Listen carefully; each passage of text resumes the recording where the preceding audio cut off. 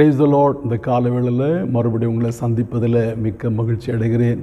இந்த நாளிலும் நாம் ஒரு வேத வசனத்தை தியானிப்போம். 91 சங்கீதம் 3வது வசனம். சங்கீதம் 91:3. அவர் உன்னை வேடனுடைய கண்ணைக்கும் பாழாக்கும் கொள்ளை நோய்க்கும் தப்புவிப்பார்.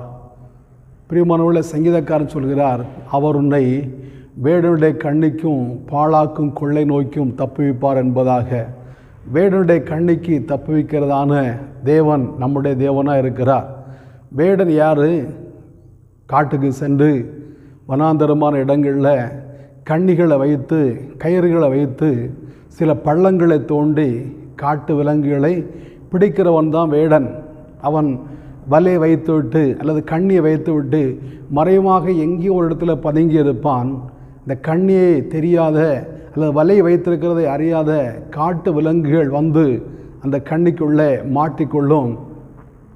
அது கண்ணில் மாட்டிக்கொண்டதும் அந்த வேடன் அவைகளை பிடித்து கொன்று வீட்டுக்கு கொண்டு வருவான். அதுதான் வேடனுடைய ஒரு அனுபவம். பறவைகளையும் அப்படி தான். அவன் பறவைகளையும் வலை போட்டு வலையில் தானியங்களை விரித்து வைத்துவிட்டு தூரமாக ஒதுங்கி போயிருப்பான். அந்த பறவைகள் வந்து கண்ணியை தெரியாமல் தானியங்களை சாப்பிடும்படியாக இறங்கி விடுகிறது.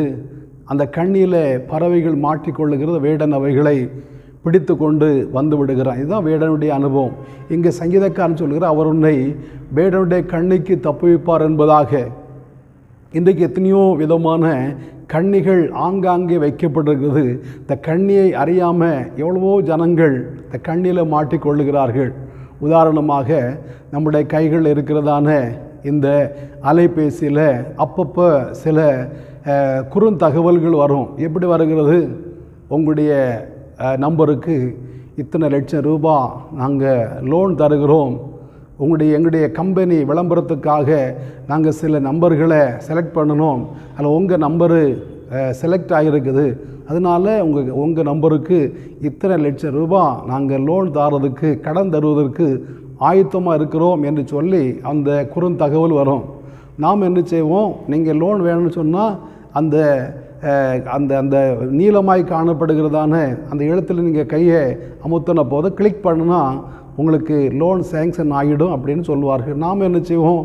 நான் பல தேவையோடு இருக்கிறோம். ஒரு பக்கம் தேவையோடு இருந்தாலும் இல்லை தேவை இல்லாமல் இருந்தாலும் மற்றவர்களைப் போல ஆடம்பரமாய் வாழ்வதற்காக வீடு தேடி கடன் வருகிறதே.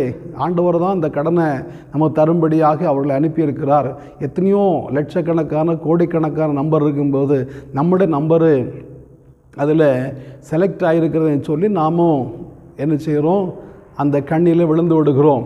அதை கிளிக் பண்ணுகிறோம். நமக்கு லோன் சேங்ஷன் ஆகிறது. உடனே சொல்லுகிறார்கள், உங்களுக்கு அது கடன் உங்களுக்கு சேங்ஷன் ஆகிவிட்டது. அதை உங்களோட அக்கௌண்ட்டில் போடுறதுக்கு உங்கள் அக்கௌண்ட் நம்பர் கொடுங்க அப்படின்னு கேட்குறாங்க. நம்மளோட அக்கௌண்ட் நம்பரும் கொடுக்குறோம். கொடுத்து அந்த கடன் தலைக்கு மேலாக பாரமாக மாறி விடுகிறது. அதை திரும்ப கட்டுவதற்கு, அதாவது அந்த கடனை வாங்கின கடனெல்லாம் சில மாதங்களில் ஒரு 6 மாதத்துக்குள்ளே கட்டி விடலாம் என்று சொல்லி நீங்கள் காசெல்லாம் திரட்டி கொண்டு போனால் அவங்க சொல்லுவாங்க, இல்லை நீங்கள் அதில் கிளிக் பண்ண முன்னாடி அதில் ஒரு குறுந்தகவல் இருந்தது. நீங்கள் அதெல்லாம் படித்து பார்த்து சமூகத்தோடு தான் நீங்கள் என்ன செய்திருக்கிறீங்க, அந்த லோனுக்கு நீங்கள் அப்ளை பண்ணியிருக்கிறீங்க. இந்த கடன் நாங்கள் 5 வருடமாகவோ 10 வருடமாக தான் வசூல் பண்ணுவோம். நீங்கள் மாதந்தோறும் இவ்வளோ கட்டணும் என்று சொல்லி ஒரு பெரிய கடன் தொகை நம்முடைய தலைக்கு மேலே வந்து விடுகிறது. அது அதிகமான வட்டியோட கூட அந்த அசலும் கட்ட வேண்டும். ஒரு மாதம் தவறுனா அந்த வட்டிக்கு இன்னும் வட்டி கட்ட வேண்டும். அப்படி அந்த கடன் நாளுக்கு நாள் பெருகி கொண்டே இருக்குது. இதே போல் இன்னும் ரம்மி அப்படின்னு சொல்லக்கூடியதான ஒரு மாய வலை காணப்படுகிறது. அந்த வலையில் கூட அநேகர் விழுந்து விடுகிறார்கள். இந்த வலை எங்கே வருகிறது? அதுவும் நம்முடைய ஜிபே, ஃபோன்பே இவைகளில் ஒரு குறுஞ்செய்தி வருகிறது. நம்ம என்ன செய்கிறோம்? யாருக்காவது காசு அனுப்பி முடிஞ்சதும் நமக்கு ஒரு ஆஃபர் பரிசு, ஒரு கூப்பன் வருகிறது போல் வருகிறது. அதை நம்ம தேய்த்து பார்த்தா அங்கே வருது, உங்களுக்கு சில ஆயிரங்கள் இல்லைன்னா சில ஆயிரங்கள் உங்களுக்கு இந்த பரிசு வந்திருக்கிறது, நீங்கள் இந்த ரம்மி விளையாடுங்க அப்படி சொல்லி அவங்க அந்த குறுஞ்செய்தி வருகிறது. நாம் என்ன செய்கிறோம்? அந்த காசுக்கு ஆசைப்பட்டு அதில் சில ஆயிரங்கள் 5000மோ 10,000மோ 2000மோ 3000மோ அதில் இருக்கும். அது இந்த நம்ம காசு அனுப்புனாலும் இது நமக்கு பரிசு கூப்பனை வந்திருக்கிறதே என்று சொல்லி அதில் விளையாட ஆரம்பிப்போம். அவங்க சொல்லுவாங்க, உங்களோட அக்கௌண்ட் நம்பரை கொடுங்க. அக்கௌண்ட் நம்பர் நம்ம கொடுத்தாச்சு. அதில் விளையாட ஆரம்பிக்கிறோம். அவங்க ஒருவேளை 2000மோ 3000மோ 5000மோ 10,000மோ பரிசு முதல்ல கொடுப்பார்கள். அந்த காசு வந்த பிற்பாடு நாம் என்ன செய்கிறோம்? பண ஆசை எல்லா தீமைக்கு வேறாக இருக்கிறது. நாம் அதில் விளையாட ஆரம்பிக்கிறோம். அப்போ நம்ம அக்கௌண்ட் நம்பர் ஏற்கனவே கொடுத்தாச்சு. தோல்வி அடையும் போது நம்முடைய வங்கி கணக்கிலிருந்து காசு போயிட்டே இருக்குது. அதை திரும்ப பெறுவதற்காக மீண்டும் மீண்டும் அதில் விளையாடுகிறோம். நம்முடைய நகை நட்டெல்லாம் அடமானம் வைக்கிறோம். நம்முடைய வீட்டு பத்திரத்தை கொண்டு அடமானம் வைக்கிறோம். நம்முடைய வாகனத்தின் பேரில் அந்த ஆர்ச்சி புக்கை வைத்து கடன் வாங்குகிறோம். கடன் வாங்கி அதில் விழுந்து விடுகிறோம். நாம் எல்லாமே இழந்தவர்களாய் காணப்படுகிறோம். அது மாய வலை, அது சாத்தானுடைய கண்ணி என்று தெரியாமல் அதில் அநேகர் விழுந்து விடுகிறார்கள். பண ஆசை எல்லா தீமைக்கு வேறாக இருக்கிறது என்று பவுல் தீமோத்தேயுவுக்கு எழுதுகிறார். 6:10 வாசிக்கிறோம். சிலர் அதை இச்சித்து அநேக வேதனைகளினாலே தங்களை உருவ குத்தி கொள்ளுகிறார்கள் என்பதாக பவுல் சொல்கிறார். பாருங்கள், இன்னும் அநேக வலைகள் இருக்குது, அநேக கண்ணிகள் காணப்படுகிறது. இந்த ஃபோனில் சொல்கிறாங்க, பழகலாம் வாங்க, பேசலாம் வாங்க, உங்களோட நண்பர்கள் வேணுமா, நாங்கள் இருக்கிறோம், உங்களோட பிரச்சனை எங்கிட்ட சொல்லுங்கள் அப்படின்னு சொல்லி அவ்விதமாக குறுஞ்செய்திகள் வருகிறது.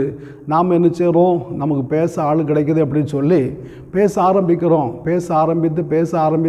ஆரம்பித்து அந்த மாய வலைக்குள்ளே நாம் மாட்டிக்கொள்ளுகிறோம். வெளியே வர முடியாமல் தவிக்கிறோம். வெளியே வர வேண்டுமானால் பல ஆயிரங்கள் பல லட்சங்கள் கொடுக்க வேண்டும் என்று நம்மோடு பழகிறவர்கள் கேட்கிறார்கள். இல்லாவிட்டால் நாங்கள் இதை வலைதளத்தில் போட்டு விடுவோம், உனக்கு தான் அவமானம் என்று சொல்லி இப்படி விதமாக நம்மளை ஏமாற்றி அநேகர் அந்த மாய வலைக்குள்ளே விழுந்து விடுகிறார்கள். பிரியமானவர்களே, சங்கீதக்காரன் சொல்கிறார், அவர் உன்னை வேடனுடைய கண்ணிக்கு தப்புவிக்கிற தேவன் என்பதாக. ஒருவேளை இந்த வார்த்தையினால் கூட ஆண்டவர் உங்களை எச்சரிக்கலாம். நீங்கள் ஒருவேளை மாய வலைக்கு நேராக போய் கொண்டிருப்பீர்களான்னா இந்த வார்த்தை மூலமாக நான் உன்னை விடுவிப்பேன் என்று சொல்லி உங்களுக்கு ஆண்டவர் வாக்குத்தத்தங்களை கொடுக்கிறார். இப்படி இன்றைக்கு வாலிபர்கள் பாருங்கள், பழகலாம் வாங்க, பேசலாம் வாருங்க அப்படின்னு சொல்லி அந்த தளங்களில் கூப்பிடுகிறதை பார்த்து அங்கேயே விழுந்து விடுகிறார்கள். வெளியே வர முடியாமல் அந்த வலைக்குள்ளே சிக்கி கொள்ளுகிறார்கள். அதுக்கு பேரே வலைத்தளம். அதுக்குள்ளே போயிட்டா வெளியே வருவது ரொம்ப கடினம். வெளியே வரவே முடியாது. இங்கே பாருங்கள், இந்த சிலந்தி பூச்சி எப்படி அது வேட்டையாடுகிறது. ஒரு வலையை விரித்து வைத்திருக்கிறது. அந்த வலை இருக்கிறது தெரியாமல் ஈயோ ஏதோ ஒரு வண்டோ என்னச்சு அதில் அந்த வலையில் போய் மாட்டி விடுகிறது. உடனே நீங்கள் அந்த சிலந்தி பூச்சி வேட்டையாடுகிறதை கவனமாய் பார்த்தீங்களான்னா தெரியும். உடனே போய் அந்த வலையை ஆட்டும்போது அதில் மாட்டிக்கொள்ளுகிறது. அப்படியே வேகமாக 4-5 சுற்றுகிறது. அதுக்கப்புறம் அது மறுபடியும் ஓரமாக வந்து உட்கார்ந்து வேடிக்கை பார்க்குது.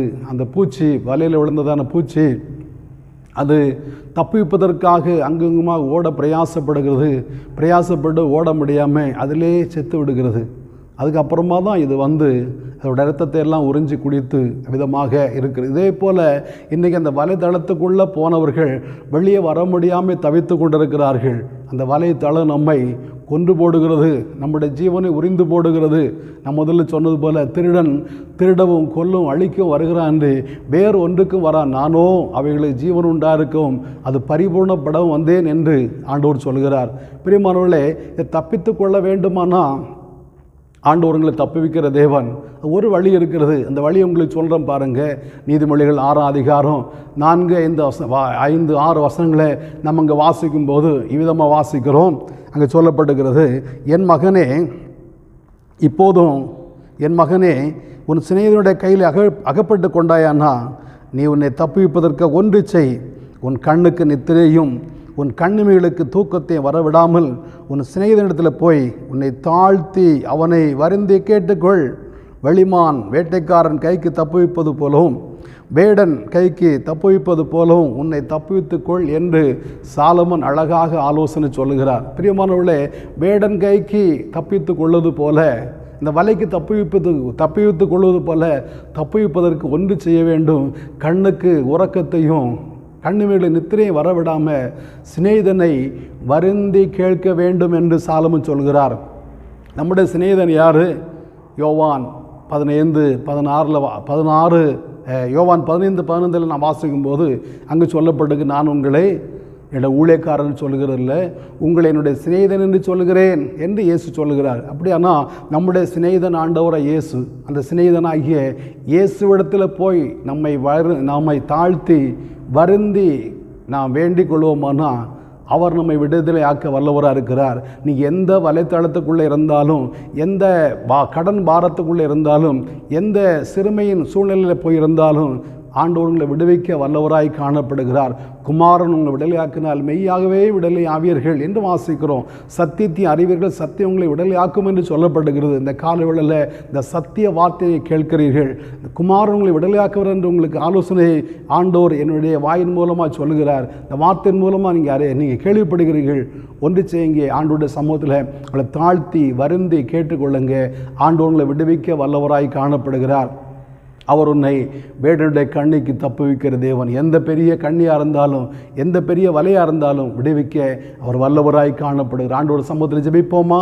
நல்ல பிதாவே, நன்றியோடு துதிக்கிறோம். அவர் உன்னை வேடனுடைய கண்ணிக்கு தப்புவிப்பார் என்று தந்த காலவேளையில் எங்களோட பேசினீர், நன்றி செலுத்துகிறப்பா. அந்த வார்த்தை நாங்கள் ஆண்டவரே உள்வாங்கி கொண்டு உமக்காக ஆண்டவரே வாழக்கூடிய கிருபை தாருங்க. தப்புவிப்பதற்காக ஆண்டவரை தாழ்த்தி சிநேகிதத்திலே வருந்தி கேட்டுக்கொள் என்று சொல்லப்படுகிறப்ப நாங்கள் ஆண்டவர் சிநேகிதனாகிய உம்மிடத்தில் எங்களை தாழ்த்தி வருந்தி கேட்டுக்கொண்டு வேடனுடைய கண்ணிக்கு தப்புன குருவியைப் போல நாங்கள் ஆண்டவரே தப்பி வரக்கூடிய கிருபைகளை எங்களை தர வேண்டும் என்று ஜெபிக்கிறோம். உம்முடைய திருநாமத்தை மகிமைப்படுத்துங்க. அந்த வார்த்தையை கேட்கிறதான ஆண்டவர் என்னோட ஜெபிக்கிறதான அருமையான உம்முடைய பிள்ளைகளை ஆண்டவர் விடுதலையாக்குவீராக. குமாரன் விடுதலையாக்கினால் மெய்யாகவே விடுதலை ஆவியில் சொல்லப்படுகிறப்பா. தேவகுமாரன் உடைய பிள்ளைகளை விடுதலையாக்குங்க. நல்ல நாமத்தை மகிமைப்படுத்துங்க. இயேசு மூலம் பிதாவே, ஆமேன் ஆமேன். ஆண்டவர் நம்மை ஆஸ்வதிப்பாராக.